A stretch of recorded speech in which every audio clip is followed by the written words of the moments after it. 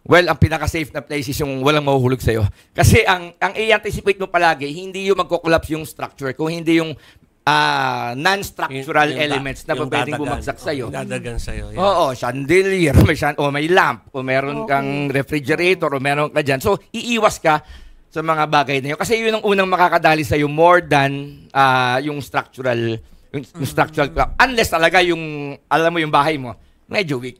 So, same concept do sa mga, kasi may mga video ng mall na sila yung nasa loob ng mall nung umuga. No? Ganun din yung concept, lumayo ka sa mga medyo delikadong parte ng mall. Ganun ba? Siguro, kaya nga siguro ang ating NDRMMC dapat na gumagawa rin ng mga guidelines na hindi lang duck cover and hold. Kasi ang duck cover and hold, pang estudyante, pang opisina. At iba't iba, kunwari nasa grocery ka, ang babagsak sa iyo ng mga dilata. Ang dami medyo nun. masakit yun. Ang dami nun. Kung nasa malalaking mga appliance store ka, babagsak sa iyo. Appliance. So, dapat iba't ibang setting. Alam natin din yung gagawin. Kaya ang tao natatakot kasi hindi nila alam. Ang tinuro lang talaga is kumuble. Pag wala na pagkublihan, tatakbo na lang sila. Oo. So, mali rin po yung mga ginagawa ng iba. Pag nag-earthquake, pumupunta sa staircase at tumatakbo palabas.